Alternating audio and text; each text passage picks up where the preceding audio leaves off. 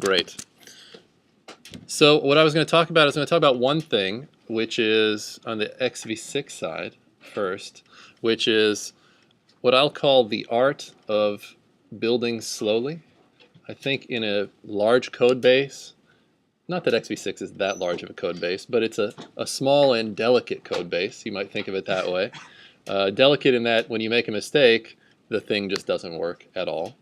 So the art of building slowly is about introducing change towards the end that you're heading towards without doing a lot of work, right? Introducing change very incrementally. This is always a good idea, especially when you're on unsure footing, right? Only really professional people, when they're, then they have a large code base and they know the code base really well and they know they have to make a substantial change, then they'll like write a ton of code. But even people who are really professional and know a lot about programming and have done it for years will find places along the way where they introduce changes in such a way that they can test them as they go, as opposed to just introducing a bunch of code, typing run tests, and seeing what happens. So I'm trying to encourage you to embrace that as a philosophy here, and in particular I think it works well on the xv6 side, though I think it's generally true. You always want to build slowly. Now in particular, one other thing you want to do in this space is you want to build things in a way that doesn't immediately break the kernel or require you to implement every piece of the functionality in order to test one small thing, right? So it's pretty easy to imagine ways to break the kernel completely. For example, you're screwing around with the user stack. You're moving it, right? If you have to do a lot of work at first, you have to do a lot of things to make a new user stack. So what I'll show a little bit today is how to start that process without having to really do the whole process, and slowly show how you can add some functionality without giving up the existing working functionality. Does that make sense? If you're already done with the xv6 part, that's probably useless, but maybe there's something useful in there anyway, because you know what pain you went through if you already built it. And then what I'll do at that point, I suspect we'll have a little bit of time. So at that point I'll just do kind of open questions for the remainder of the class. So if you have questions about either the xv6 side or the Linux side, the malloc library side, we'll just do those at that point. And we'll do those as long as you have questions and the class time still exists. Okay? And we'll often do that. It's just if there's time, sometimes there's time and sometimes there isn't, and when there is time, it will be filled by your questions. Okay, so let's start with xv6, as I said. We'll start by trying to understand something that you've hopefully been looking at already, which is exec. Exec tells us a lot about how an address space is put together. So we can see, well, we'll ignore the beginning parts, but you can imagine what we're trying to do at the beginning is figure out which binary we're actually going to exec, right? Which binary we're going to base this new process on. So where can I find the code, for example? Then I'm going to set up an address space, or sorry, really, the address space already exists. Basically, I'm going to be essentially getting rid of the old stuff in this address space and then filling it with new contents. So it's going to start by allocating a page directory. And the way they do this is they essentially allocate a new page table and then free the old one, if that makes sense. And why is that useful here? Why not just start kind of overwriting the existing page table?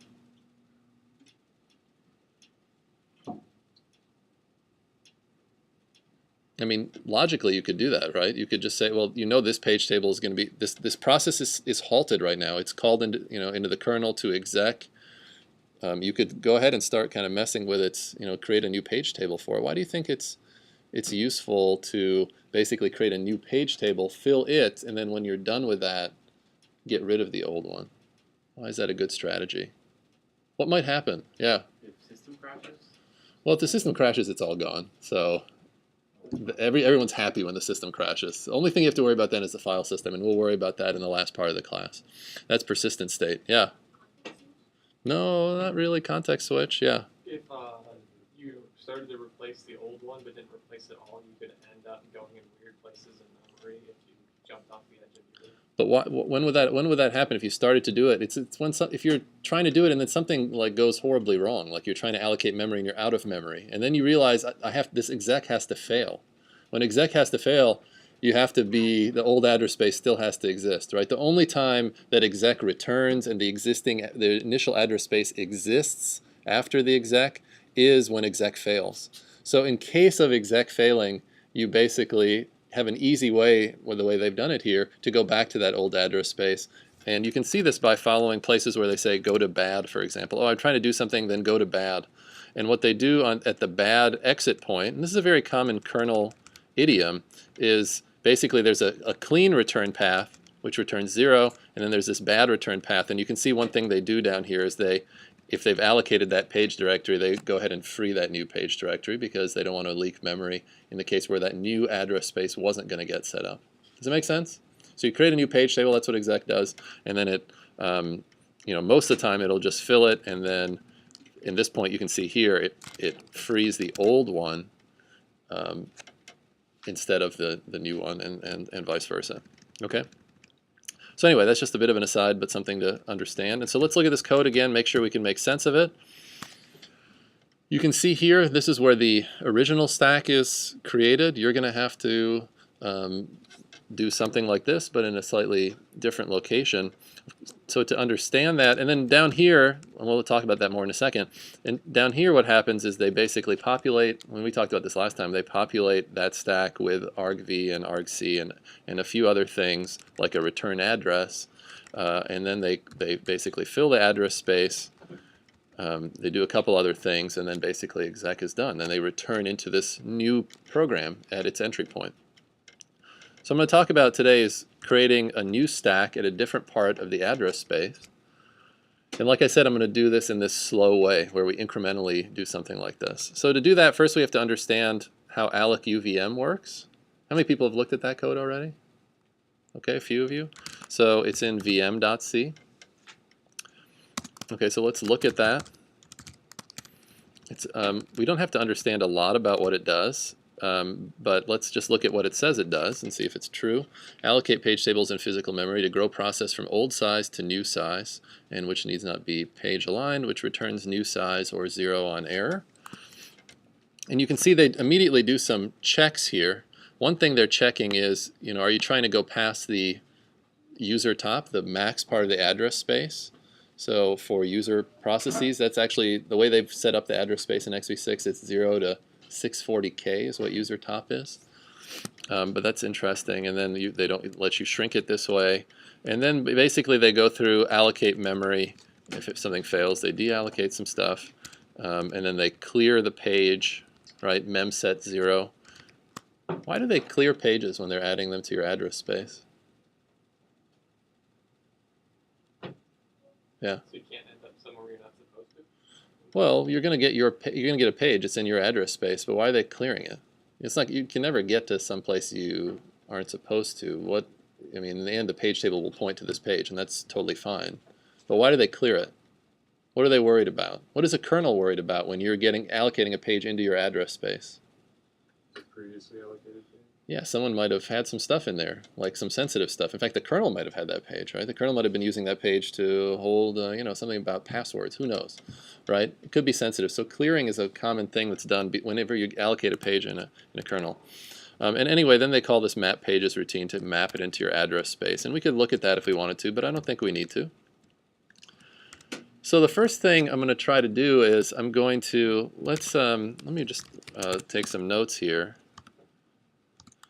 So remember, the existing address space looks like this.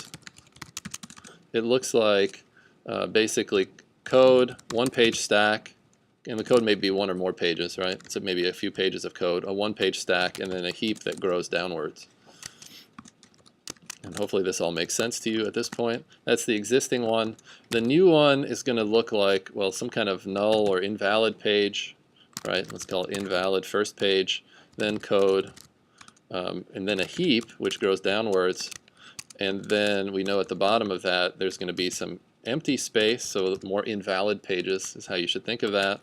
And then at the bottom there's a stack that grows upwards. So what we need to begin with is we need to be able to have memory allocated at that end of the address space and be able to access that. And then soon we'll have to be able to use that to be the stack, right? So before we have a stack there, we have to just have a page allocated there that we can access. So I'm going to do that first. I'm not going to do too much of this, otherwise pretty soon I'll do the whole project for you, which maybe you wouldn't object to, except later on in life where you feel like you were deprived of an educational opportunity.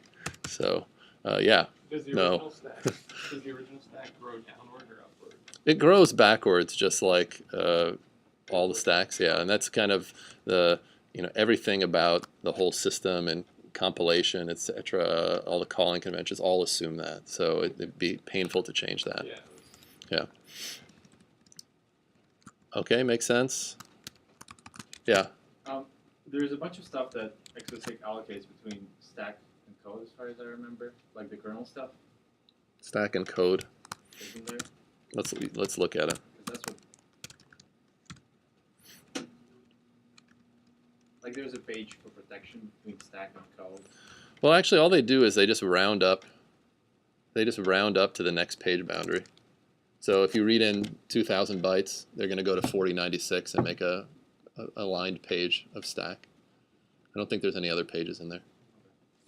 Yeah, and you could print out the addresses if you want. You could see for yourself. Okay, so before we do anything there, though, let's see what my goal is here today.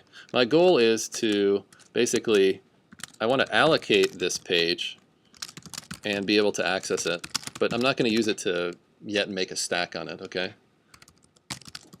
And this again is the last page of the address space, so you can think of it as living from 640K, which is the max address, to 636K, right? So, or 636 to 640. It's the last 4K in the address space, in the user part of the address space. Okay, so let's see how to do that. But before we do that, let's go ahead and make a user program that actually tries to access that page. Okay, so let's call that, well, hello, sure, let's call it hello. I'll start with, again, an existing example.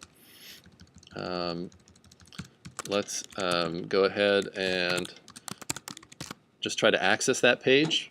So when we're trying to access a part of our address space, we can just use a pointer, right, and set it equal to a numeric value. That's what's weird about C at some level, and some languages don't let you do things like, hey, I want to point to this part of memory. Okay, sure thing. C says sure, no problem. I hope you know what you're doing. Often you don't, but that's okay. So 640 times 1024 is 640K. So that's actually not a valid address that we can generate, but minus, let's say, 4K is what would be the beginning of the last page. Okay? And so we could, for example, then say star P equals, the letter A or something like that. And what that would do is that it says, well, it's taking this thing as an address, and then it's trying to dereference it. And we can, of course, print the address. And printing the address is, of course, totally fine, because that's just printing the value of 640K minus 4K, or 636K. But then this line is a little bit problematic, because then we're saying use that value as a pointer and try to update the location in the address space. Does it make sense what I'm trying to do there? All good C-wise? I'm assuming that you're good at this level, at this sort of thing. So we just add this to our makefile, and then we can go ahead and build this thing. And sorry, I forgot something. Printf, yes, I hate that. By the way, you can feel free to change it so that your printf, you have a different version of printf, which just assumes that it's 1, which is actually what your printf that you call is just calling fprintf with a standard out as its first argument. So they don't do that here just because, I don't know, laziness. Lazy kernel builders. So let's go ahead and run this program. It's not too interesting of a program. What is it going to do? Print out the address and then generate. It's going to trap, right? It's because we're trying to access some part of the address space that hasn't been allocated into our address space. Does that make sense? And sure enough, there it is. And in fact, it even tells you very nicely a bunch of things, like the address you trapped on is this, which is, you can see the same thing that we printed out.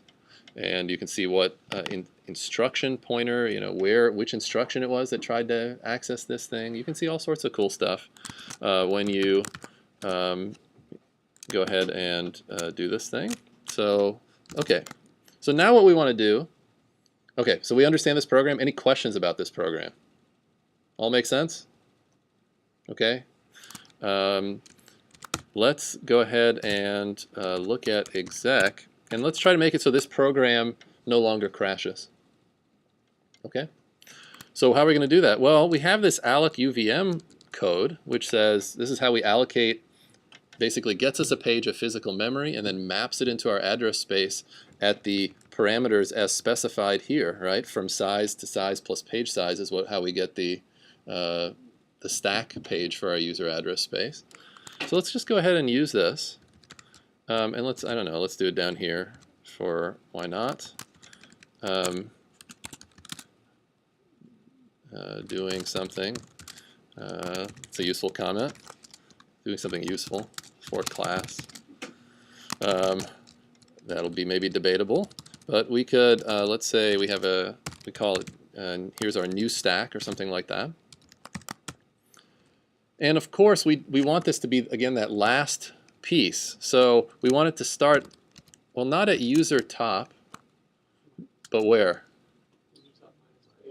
User top minus page size, right? Or minus 4096. And then we want it to end at user top. Okay, so if that works, what it should do is it should have the existing address space, but then we're just kind of adding one more page to it. Okay, one more page at the very end. And of course we can, because we're careful programmers, we would at least check you know, that did this work. We can see up here they check, you know, if it's 0, that means we're in trouble. So you can just kind of copy that. And of course you could do this in one line. But if it's 0, well, I don't know what we're going to do. I'm not going to really handle this error right now, so I'll just panic. Don't know what to do. And you know, minimally you should do that, because if it fails, you want to know about it, right? That's not a bad thing to do. Now, it's probably not that hard to imagine there's a better thing to do, which is probably just go to bad. But I'd have to look at that code and make sure that going to bad there actually makes sense. So I'm not going to do that right now. So instead, I'm just going to panic. Okay, so let's see if this does something useful. Well, built. So now time to go take a beer, get a beer somewhere. Kernel built. It used to be that kernel builds took a long time. That was in the old days where computers were much more fun to work on, because building something would take like 3 hours. So you're like, oh, I got to go do something else. So then you go hang out with somebody for a while. Now you can't do that. Computers are too fast, for which everyone apologizes. Okay, so let's run this. Of course, we can still run normal programs, and unbeknownst to them, there's this page in their address space that's sitting there, and maybe we're leaking it too if we're not being careful about how things are freed up. But we're going to run our program now, and you can see it doesn't crash anymore, because when now we can touch that memory up there, and it's a part of our address space, right? We just made it so we've allocated that page, a new page, to our address space. And you can see how I'm building slowly, right? I'm just adding a page, and I'm going to use it in a silly way before I use it in the real way which I want to use it, which is as the stack. Okay, any questions about that? Could reproduce that? It's hard to take notes, right? Because you're like, I'm just going to go watch this later if I can't figure out how to do this, which is totally fine. That's what I hate about recording these things. But I also feel like sometimes people don't want to ask as many questions because they're like, oh, I'll just figure it out later. So please ask questions if anything doesn't make sense. So far, so good. Okay, let's do one more thing here. There's one more thing I want to do with this piece. And of course, we could, do other things here. We could, who knows? Well, let's not worry about it too much.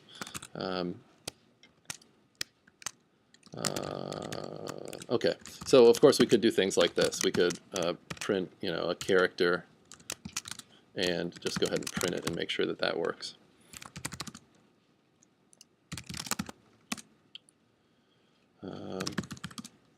And you can see we can access the character. Okay, all is good. So now I'm going to do one more thing in this user program, which is I'm going to call fork. Right, fork. What does fork do? When I call fork, what does it do for the child process? Where does it get the address space from? Gets it from the parent, right? Makes a copy of the address space. Okay?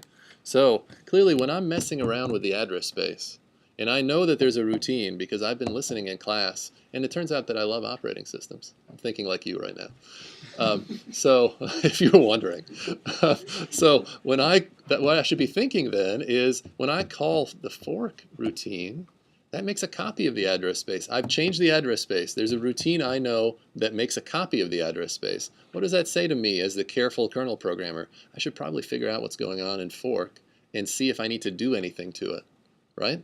Make sense? So let's call fork here. And we'll do this. If we get, what do we get back if we're in the child? You should memorize that, 0. Why? I don't know why. And if I'm in the parent, it's greater than 0. Else, well, something happened that's horrible. So we won't deal with that case. Else fork has failed, which is possible. So in the parent, I'll try to print this out. And the child, I'll print this out. And here I'll print out something else like horrible thing that happened. That will never happen in this test. Okay. So, what's going to happen here? Everybody think about this for 30 seconds.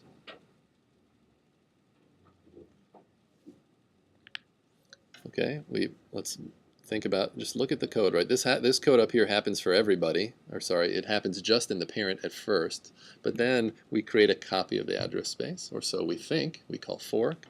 Then the child runs, then the parent runs, and you know what? Let's go ahead and wait for the child in the parent, right? It's a very nice thing to do. Thoughtful parent waits for the child to complete. What are we going to print out here?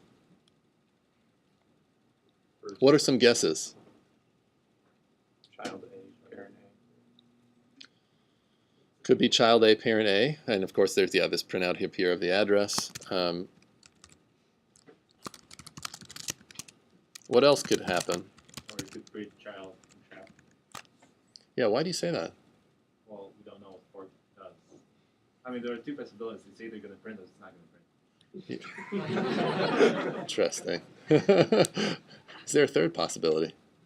Program crashes, laptop burns. There's lots of possibilities. I mean, I don't think you're really enumerating the possibilities there. But yes, it does seem like we don't know exactly what's going to happen because we don't know exactly how fork is copying the address space. Okay, so let's look at that. vm.c, no, that's not the right place. Proc.c, who knows that already? If you know that, congratulations, you have become an expert. Okay, let's look at fork. Okay, fork, create a new process, blah, blah, blah. Okay, allocate some process structure. We can look at that, but it's not too interesting. You can imagine you need a process structure, so you're going to look through some table, find a free slot. If that fails, fork will fail. And then we'll get that third piece of code that we don't want to ever execute. Now what do? Copy process state from P, which is done with this routine here. You can see it says it's passing two things to it. The process's page directory and the size parameter, okay, which is kind of interesting. Size used to be the thing that denoted how big the address space was, and in the old address space, which we should do this in a way that other people can see, like when they're watching the recording. Remember, size kind of points to here. This is where size points to. Right? But we've added something that's like down here, right? Does that make sense? Okay, so great. What that means is copy UVM is kind of worth understanding. Okay, so that's the kind of thing you have to look at. You have to look at copy UVM, and then you see it's not in here, it's in vm.c, which is pretty logical too. So you can see there's a bunch of blank UVM, dealing with the user address space. And in fact, I think that's the only place that you copy UVM is called from. So let's read given a parent's processes page table, create a copy of it for the child. Now this is slightly inaccurate because they're making some assumptions about the address space. And in particular, let's stare at this code. Yeah, that's it. We can stare at this code right here. Let's stare at it. We should be able to read this code now, yes? We're becoming experts because we love programming in C. If we don't, then, well, you could come talk to me if you don't. We can have a session about that. C is a wonderful language.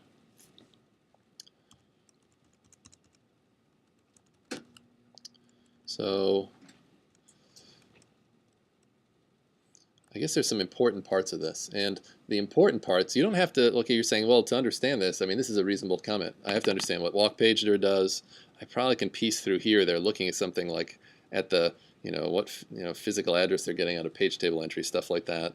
And this mem move looks like it's copying some stuff. Remember, we're copying address space, so we're probably, doing something like figuring out where the first page is, and then copying it, and then mapping it into the new address space, right, making it valid. That's all. Okay, I have to understand some more details there. But one thing you can definitely understand is this looks a little suspicious, right?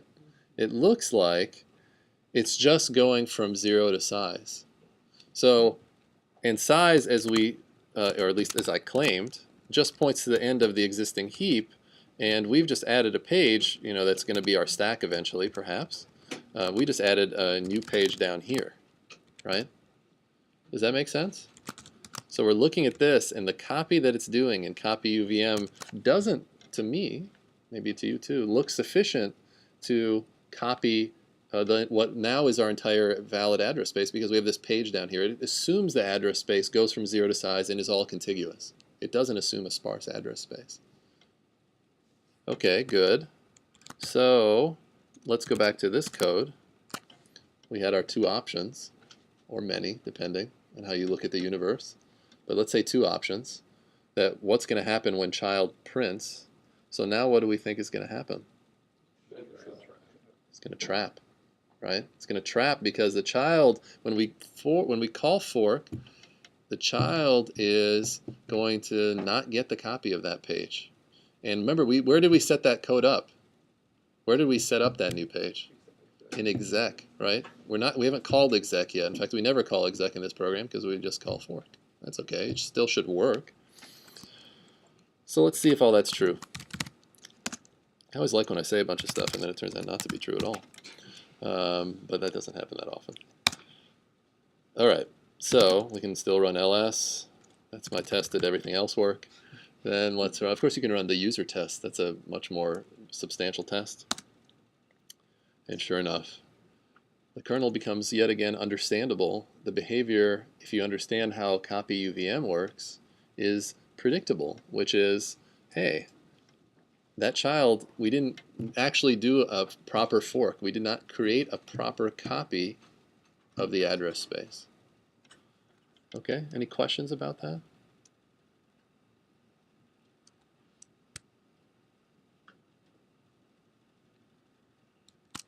Okay, yeah. Well, so as we're going through it, it's best to copy the whole thing or selectively? Yeah, well, great. So let's look at that. That's a good question. So I think what you're kind of asking is, how should I deal with this thing, right? How should I do a copy? And there's a bunch of ways to do it. You have to be a little bit careful of this code because, for example, it might have some assumptions in it about, like, hey, I don't think there are going to be holes in the address space, right? And it might do bad things then. So you could try that. You could say, instead of trying this, this would be a reasonable thing to try, right? Like, so let's just copy the whole thing and let's see what happens. And it's not very happy. So clearly that's one of those things that gives you a feeling in your pit of your stomach. So we're going to have to do something a little different. You can think of it like this. You have working code here that, given like a start and an end, which is 0 in size, that it'll do the right thing. But it's clearly expecting something out of those pages, like for them to actually exist. And so how do I make that work for now a discontiguous address space, right? Where you have that same kind of some 0 to heap, and then this, some stack, some size of stack. And I could rewrite this right now to do that, but then I'd be doing so much for you, and I would feel bad about myself. So I won't do that. But you can imagine how to do it. And there's nice ways to do it, and there's bad ways to do it. And you should try to do it the nicest way possible, but do it in a simple way, right? Do it in a way that's going to make it so the code is as simple and clean as possible. But once you do that, what you have then is, you have this address space. Think about that. We're just one step away from an address space where we have a high page that gets properly copied whenever we do a fork and gets properly allocated whenever we do an exec. Then we're just one step away from using it maybe as a stack. which is to basically figure out how that stack gets initialized in the existing exec, and then kind of do that same thing, kind of get rid of that page and instead do that same initialization for our new page, right? And then we're very close, actually, to getting something that works pretty well. Does that make sense? People already do that? Yeah? Yeah, look around. Yeah, there's not a lot of hands up. All right. Good. That's because today's Wednesday and it's due when? Like forever from now, right? Like I remember when I was an undergrad or even a grad student, like a week away was like forever. Tomorrow is like, well, it's getting close. It's due the next hour. Okay, I should probably. Yes, I remember that. That doesn't change that much actually, but maybe this slightly, but not that much. All right, so it's 1:51. And that means we have some amount of time, which I never remember, but it's about, I think it's 20 minutes. And that means we have some time for open questions. I could go through some other parts of the xv6 piece. I could go through some parts of the other thing. We could just chat about other stuff. We could do, or we could end class. So how about I'll take a few questions. I'll just write them down here. And we'll just go until there are no more questions. So, anyone have a question or something they're wanting to talk about? Yeah.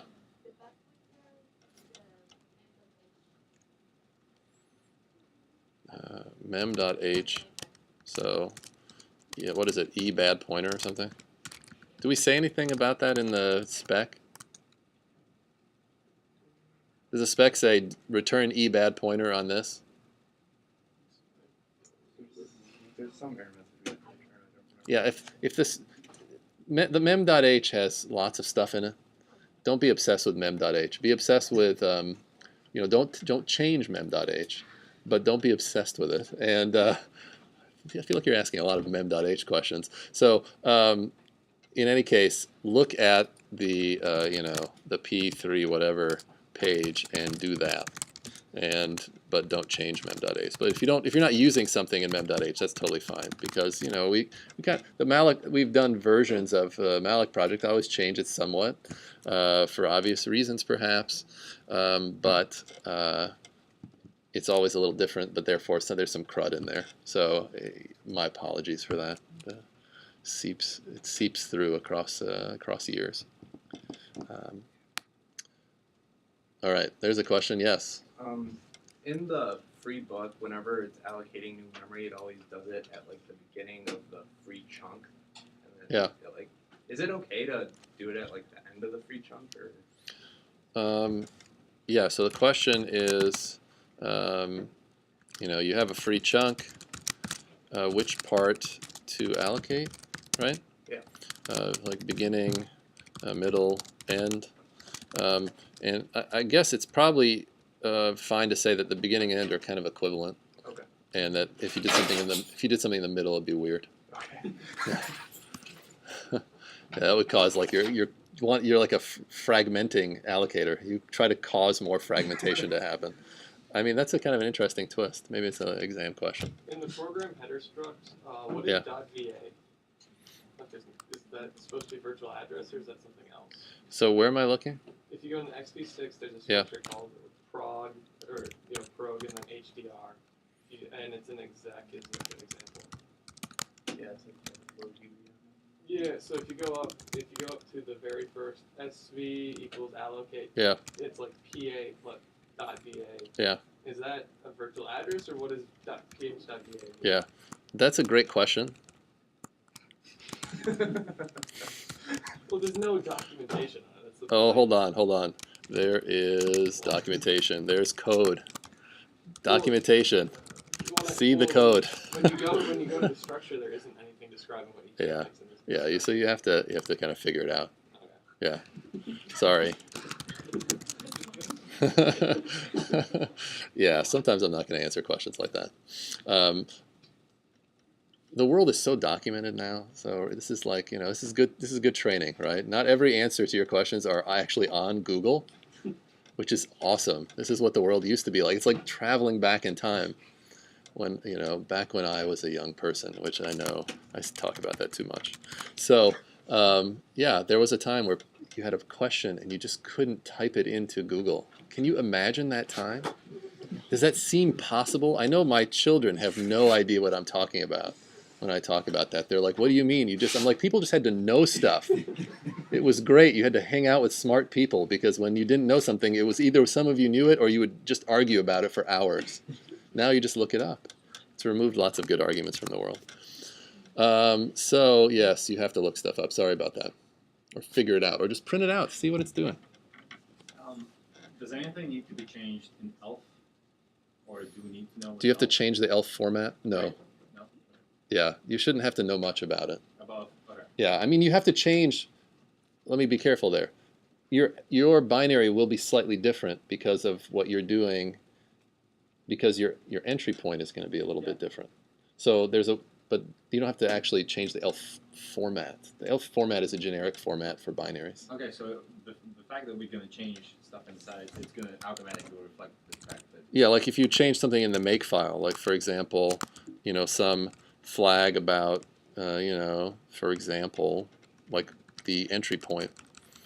That's going to reflect, okay. That might be a thing that a person might do. Okay. Just for example. All right. Yeah. What about when you're running GDB and let's say you put a breakpoint in exec? Yeah. How do you access the proc structure? Let's look It at says symbol not loaded. symbol not loaded because you're trying to access proc. Yeah.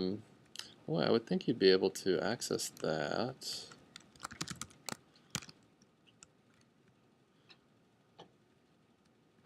And did you you were able to basically get this thing to stop here? Huh. Well, why don't you do this? Why don't you show me? Let's do that offline because it might take a few minutes. Why don't you just show me offline? I don't know why that wouldn't work. Offhand, it seems like it should work. But let's not do that now because I fear that it might take a bit for me to figure that out for you. So I'll remember that too. And if I find there's some accessing proc and exec. So I'll just do that offline and I'll send mail about it. What else? It's time to get going on this thing because you really want this to be done soon so that you can study for the exam, right? You want to be studying you want to start thinking about the exam. When do you start thinking about an exam? Okay, after this project's done, I agree. Fine. How many days?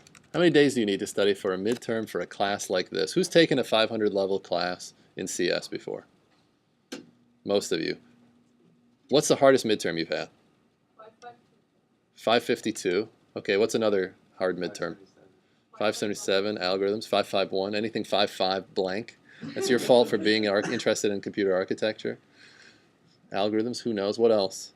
Anyone? How about databases? How's that? Anybody have that? 564? Huh? About to have it. When? 28. When is ours? Oh, 21st. Never mind. 21st. Yeah, so whatever. So, okay, well, how long do you study for these things? Minutes? Hours? Days? Okay, I'll have to address this in class at some point. Okay, so at some point I'll talk about that, but not now because what's the point of talking about it now? You'll forget what I say, right? I'll say some amazingly wise thing about exams, and you'll have to go back here, but then you'll be like, that's ridiculous. I'm not going to scan through this discussion to find the wise thing that was said about exams. So we'll talk about that in class. I'll give some sort of speech about studying, and you'll have to listen to it whether you take it for if you take it for real or not. We have plenty of time. We could talk about, I guess, anything, but I'd rather do that in front of the whole class. What else? What else is bothering us about projects? Yes, there are no tests yet. There were some old tests, so people started running them, and I'm like, please don't run the old tests. So those are not accessible anymore. Wait till we say the tests are there, then run the tests. I like the eagerness, but please don't run old tests. Yes?